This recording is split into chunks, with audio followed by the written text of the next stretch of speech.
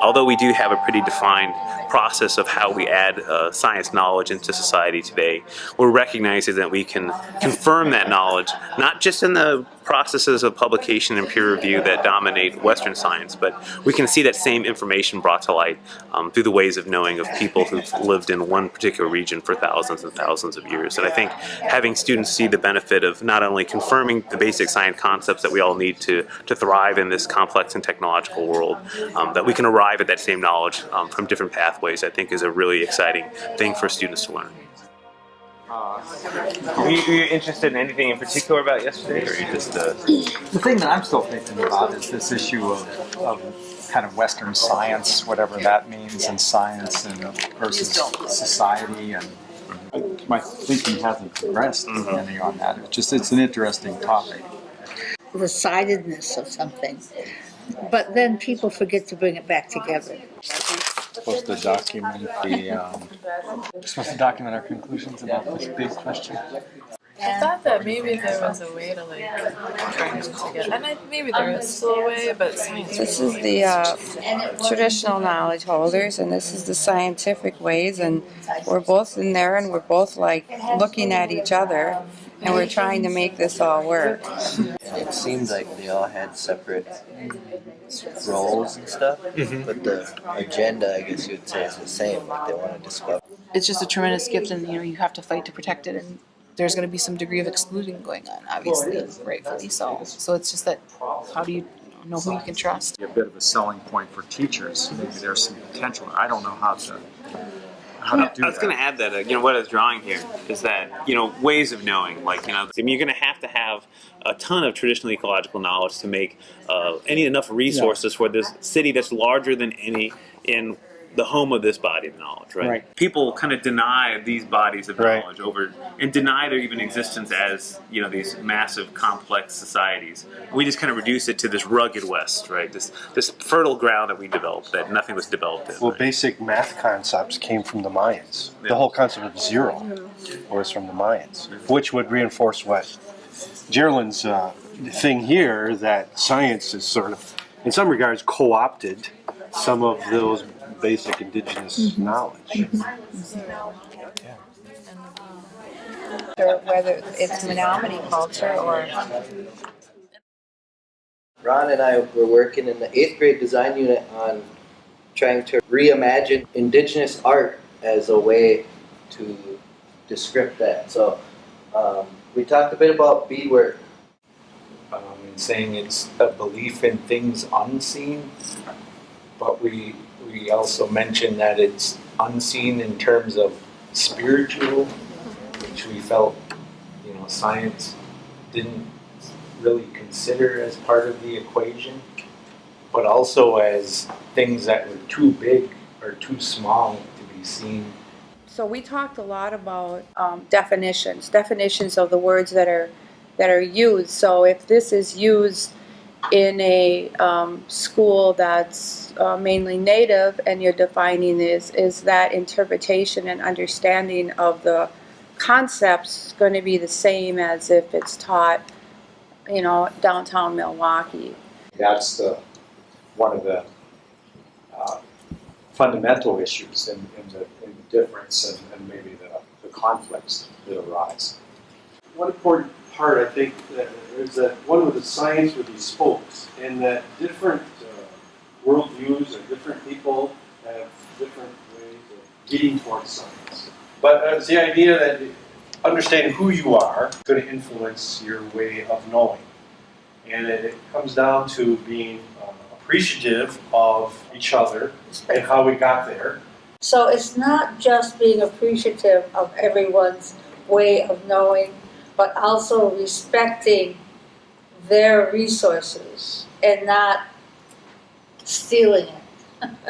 The Western model of science education, but it neglects the traditional knowledge, and so if we could find a venue to value traditional knowledge, that might encourage more people to actually engage in those teachings and those practices. This Western science in the Venn diagram, I feel like the unspoken thing is that it's like spiritual thinking is the TEK, and objective thinking is the science. And then the overlap is the objective thinking, and that's why you can over on the spiritual thinking if it becomes objective.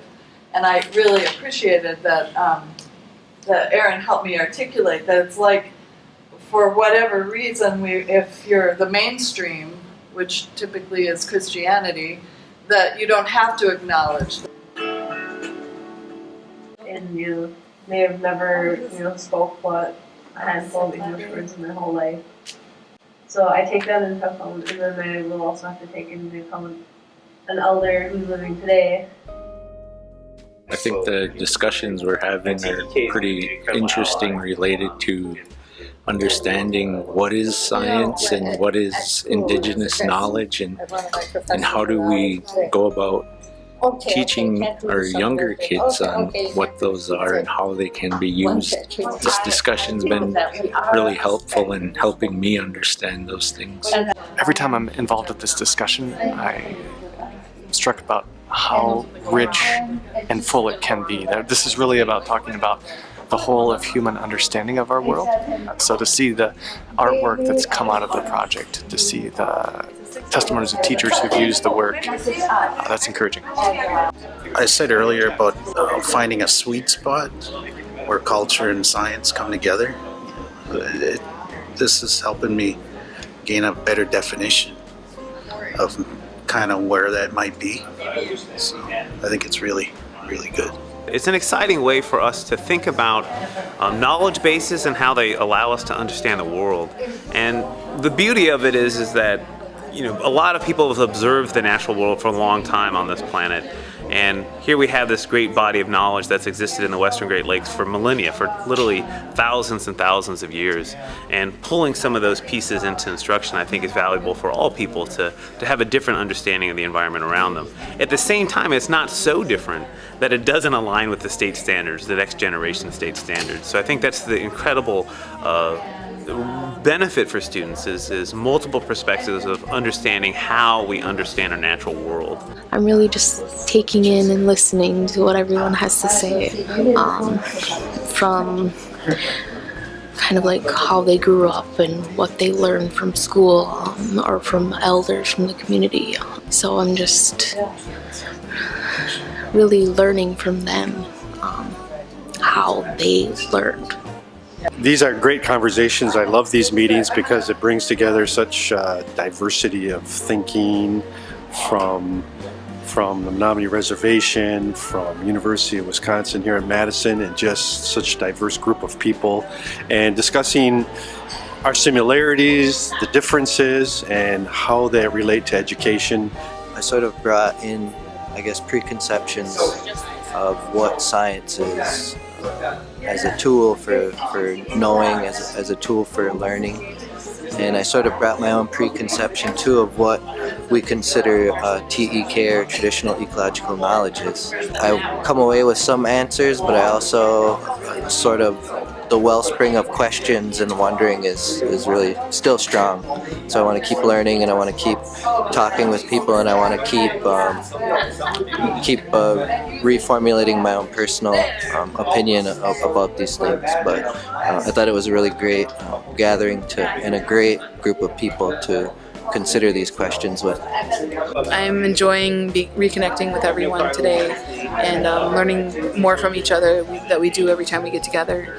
And I'm taking away a strong conviction of the importance of the work. I guess I'm taking away that we may never define, we can't strictly define what science is, what TEK is.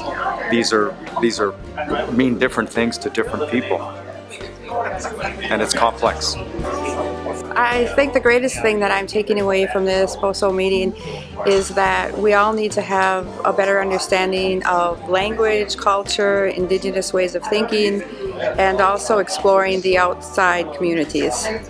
One of the things, that's always on my mind is providing some type of understanding, our education, training, if you will, development, for our teachers to understand, our educators. Some of our kids do live in both worlds. They live in the traditional world, the cultural world, and then we go to school and we have to deal with Western education and Western society.